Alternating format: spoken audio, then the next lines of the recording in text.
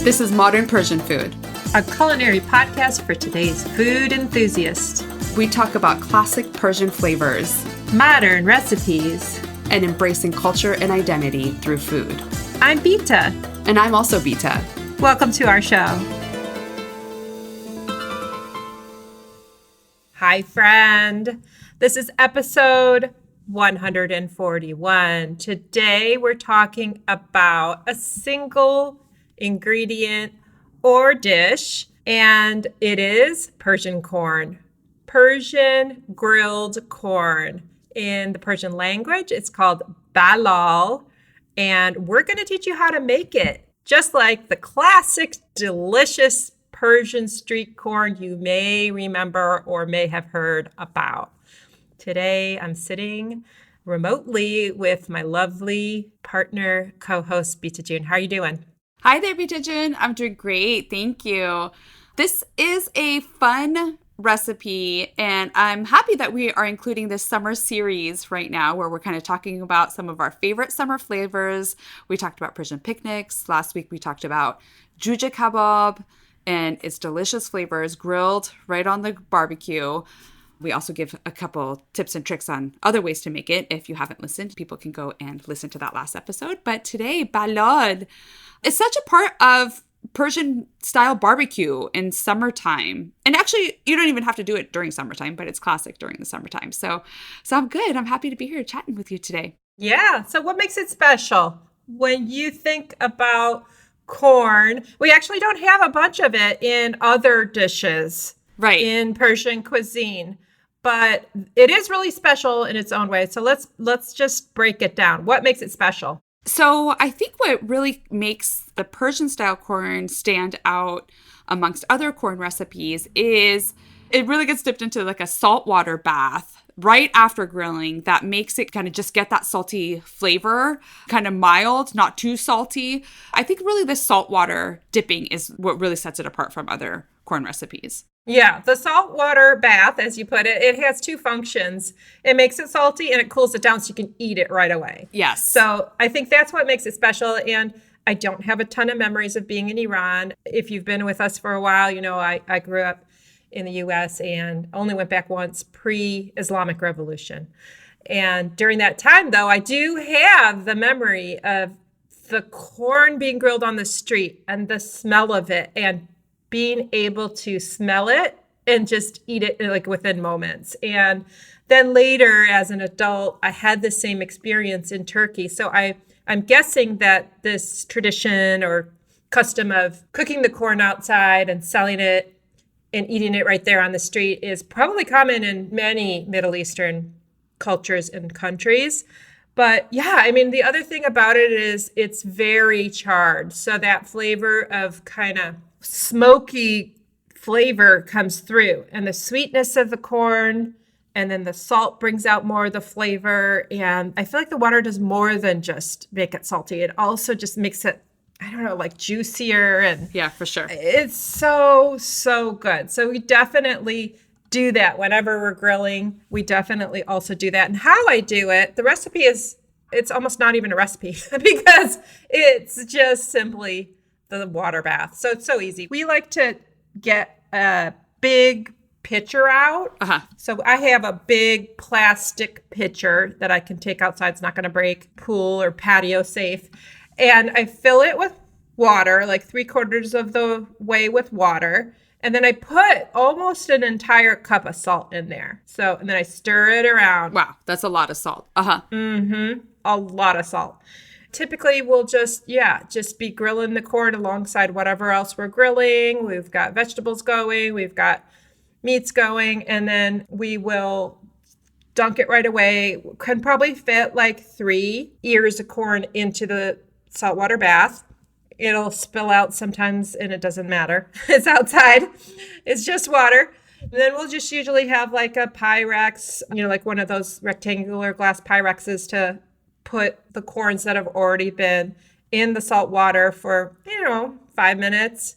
And we'll put them in there because they're still a little bit drippy sometimes, and then stack them in there before we take them in the house to eat. Oh, wow. So you actually soak it in there for a long time. Yeah. You're not doing a quick dunk. You're like letting it soak in there. We like to kind of let it soak in there and get the salt in there. Okay, great.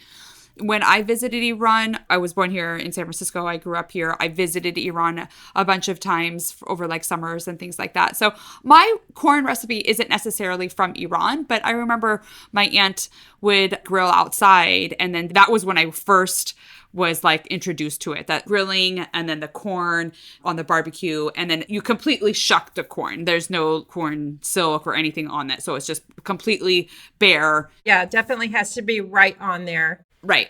Yeah. And I do remember actually when my auntie would make it, I must have been like 5 or 6 years old, but I was missing my front teeth. Oh. And then they kept calling me Pitazan because it was like a little joke that like when you're a kid and you lose your teeth, they call you like an old woman. So I remember being actually a little bit frustrated about it because I couldn't like bite onto the corn. And then we just kind of like, shaved it off or whatever. But that's my like first initial memories of having corn this way. And another kind of like story is just this past year for Charshan Basuri, which is, the festival of light and fire that's right before the Persian New Year, where you jump over little bonfires. Another Persian family here in the city, they had hosted us over there and they had made this balal. And it was like so nice and it was just so nostalgic. And it was like a really nice little addition to some of the little appetizers and treats that she had placed out for us. But to actually like, grill it up and dunk it right there. And then, she put it in a platter and we all kind of dug into it. So it was a fun little, just an easy recipe that, especially if you already have the grill going, is great. But to kind of just bring some of that Persian flavor and experience to everyone in the family. Yeah, I encourage you all to try it. So a friend of mine who is American, born and raised, not at all Iranian, had me over a few years ago. Her husband is the home chef of the family. Mm-hmm. She's a school teacher, Kristen and Patrick. And Patrick did the coolest thing when I was over for dinner. And it was a really great segue for me to be able to talk about the classic Persian grilled corn. He actually used a flame thingy. What are those flame thingies called? Yeah, little torches. Yeah. That you do for like creme brulee type of thing. Yeah. So he had a torch. Corn was part of the menu. And I got so excited and I told them how Persians like to make and eat corn. And he did it with his torch. It was not exactly the same, to be honest. It didn't have totally the same flavor. Yeah, the smokiness, sure. It didn't have quite the same smoky flavor, yeah. But I thought that was a pretty cool modern twist on getting the char on the corn. Yeah, absolutely. I have another like kind of way that I would do it. I don't have it where I'm living right now, but the last place I lived had a gas stove. And I actually really love using gas stoves, even though I know there's a lot of controversy about it right now. But you can char your corn right on your gas stove too. You just basically like get the flame high enough and then put the corn right on the stove top, and the gas flame gives it a char. Use tongs to kind of twist it around and things like that. But that's a easy indoor way to do it if you don't have a barbecue and you do have a gas stove. Yeah, I've never tried it that way. That's really interesting. I would imagine you'd need to take care not to burn your kitchen down. Yeah, I mean, you should just put it on there. I never had any big issues of like nothing flamed up or anything, but you do sometimes hear like the pop and you're like, oh, is it popcorn? Is it turning into popcorn? Yeah, your cute story of having a hard time eating it when you were little and you were missing your front teeth reminded me of how my girls had stages of braces growing up. They didn't want to miss out on that yummy corn, and so they would also shave it off. Just shave it off with a knife, hold it up vertically, and then use a knife to carefully cut it down. It's really yummy that way. And then when you have it that way, you can use it on top of your salad or in your bowl, your grain bowl, and you can have it in more ways, which brings me to some other modern ways you might use Persian corn. Yeah. It's really delicious. It's got the char, it's got the grill, it's got the salt. Another thing you could do is you could shave it off, serve it on the side, and add a Persian spice like somar, the Persian culinary sumac. Perfect. That would be really delicious. I think that's the sourness of the somar would again bring out the sweet notes and add another flavor note. Yeah, I think that's a great idea. And if you didn't want to shave it off and you wanted to keep it on, another recipe that you can do that I was thinking that you can use somak as well on it is if you just kind of keep it whole. And, we like to make like Mexican style corn where we kind of yummy. Yeah, you could put like butter or like a thin layer of like mayo or something like that, and then cover it with cheese, like cover it with like cojita cheese. And so if we wanted to do a Persian version of that, you can try to maybe use like a little bit of like feta to roll the corn in the feta and then cover it with like sumac as like a little bit of a twist. You can try something a little bit different. And then, if you're entertaining and you want to do this and you don't want to like have one whole corn ear for everybody, you can kind of break them in half. When you have the corn and before you cook it, you can easily with your hand just snap it into 2 pieces. And that makes it like a little bit more of an appetizer style corn as opposed to like, a big side. I love it. That sounds so good. And you could do exactly what you said. You could do the Persian corn that's charred with the salt. You could put the somak, you can put the feta, and then you could also cut up some herbs, some Persian herbs, and bring out the color. And that would be such a great side to bring to a barbecue or potluck or something. Yeah, let's talk about some serving suggestions and some ideas of what else you would have in like a Persian barbecue where you'd have the street corn or you'd have the Persian grilled corn. Yeah, I mean, like if we wanted to just like pull together a summer menu right here, take last week's juja kebab, this week's corn on the cob, and next week we're going to be talking about another ingredient that's fun to grill up, some tomato action, some charred tomatoes on the side of that. Get some bread, some lavash or some pita bread, and a bunch of fresh herbs, and you got yourself a little barbecue ready to go. Great to entertain with, great to have on the weekend with your family or with your friends. Yeah, I think I'd do the Persian grilled corn. I'd probably do veggie skewers, some Persian burgers. I'd definitely have a little pot of rice going.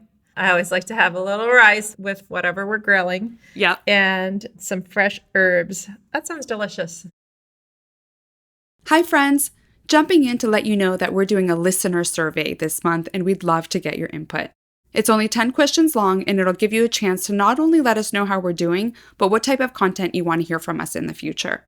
It's on our website, modernpersianfood.com, our Instagram handle, Modern Persian Food, and we'll include the link in our newsletter too. Thank you so much for being part of our journey. Now back to the show. Well, hopefully everybody can be inspired to grill up some corn and have some fun Persian flavors this summer. We hope you've liked this episode. It's been a minute since we've done some Ask the Beats. So we are back on the Ask the Beats wagon, and we are looking for your questions, or if you have anything that you want to ask us or tell us, you can email us at hello@modernpersianfood.com. You can send us a message over Instagram. If you have our phone number, you can call us. Whatever way you want to do it. We love to hear from our listeners. And I have an Ask the Beat question that was asked of me this past weekend. So I thought that I'd bring it onto the show and ask you, Beata, if you're ready for it. Yeah, what's the ATB? Okay, the ATB, the Ask the Beats for this week's episode, comes from Jackie, who lives in Hayward. And her question is, what is your go-to Persian dish for your family right now? That's a good question. Yeah. What's one of your go-to dishes for your family this season? I just made Gheymeh, and that's the yellow split pea stew. It's one of my favorite khoresh. Khoresh is a saucy dish served with rice. I'm always kind of trying to perfect it and make it taste the way it's supposed to taste. I really like it. And this last time I made it, it surprised me because I was like, wow, okay, this is pretty good. This tastes almost like what it's supposed to taste like. Okay, good job. Aww. This could be bastardized, not the proper way, but I cooked my yellow split peas. I had the slow cook version from the market. In Persian markets, you can often find 2 versions, slow cook version and quick cook version. I like the slow cook because the legumes tend to hold their shape and not get mushy as quickly, so I can kind of just have it going on low. I'll cook it sometimes in a little bit of veggie broth for extra flavor. And then I'll do my onions with Persian spices and some tomato paste. Then I will add like water and put my split peas in. And at that point is probably when most people do meat. So I kind of cook my meat separately. I have one little batch with the meat and one little batch with either nothing or tofu, as I'm trying to cut down and eliminate meat in my life. But it worked out for this case. So it's just the two of us right now. We're empty nesters. So I had a version with meat for Bobby and a version with just the legumes and tofu for me. And we're both happy and we enjoyed that. Yeah, sounds delicious. Did you add limo amani or any lemon juice to it? Oh, yeah. Yes, I did. I probably put like 4 or 5 of them. And what I did with that was I actually kind of reconstituted or rehydrated them with some boiling water. I poked some holes in them and I added them to the stew, and they definitely cooked down with all of the rest of the ingredients because I love a really sour Gheymeh, and I added lemon juice to it as well, and salt and turmeric and saffron and a little tiny touch of cinnamon. And it was sour and delicious, yes. And I love eating actual chunks of Persian dried lime. Yeah, me too. I'm a big fan. Yeah, I love it. Yeah, it's fiber and sour and so good. What have you been cooking, Beata June? What's going on in your kitchen? One dish that I've been making that is a go-to that I like to eat a lot and my daughter actually really loves to eat a lot is Halim. So I've been making some Halim. I know it's kind of like, wait, the weather's getting warmer and you're having like a warm, cozy dish, but it is delicious and it's just like such a comfort food. I actually call it porridge. My husband hates that I call it porridge. I think it makes him think of like an orphanage or something like that. But you mentioned bastardized. I really take a lot of liberties and shortcuts in this recipe, but I serve it kind of traditional style with the cinnamon and sugar on top. So how I make this like really shortcut recipe is, gosh, you guys are gonna think I'm crazy, but I use rotisserie chicken that's already cooked. So that's a huge cheat for me. I debone the chicken and I take all the bones and I put it in a pot and I cover it with water. And I kind of make like a little broth out of that. So is it the most compelling broth that you've ever had? No. But can I make use of the ingredients that I have and get it done while I'm like in the kitchen? Yes. And I debone the whole chicken. So I have enough bones. It's definitely a lot of bones. I cover it with water. I let it simmer for like an hour. And then I strain it out and I use that broth in the porridge. And what I do is I basically add oats, like oatmeal basically. I add oats to it. I take like one of the chicken breasts and shred it up after the oats cook a little bit more. Then I add the chicken to it and then I kind of let it all kind of like melt together a little bit. And then I get a hand immersion blender and I puree it all. And so it's kind of like the same consistency and it makes the house smell delicious and it is such a comfort food. So then I'll pour little bowls of it. And, you know, the traditional way, you have a lot of butter, melted butter on it with granulated sugar and cinnamon sprinkled on top of it. And sometimes people like to have like a little bit of toast dipped in there.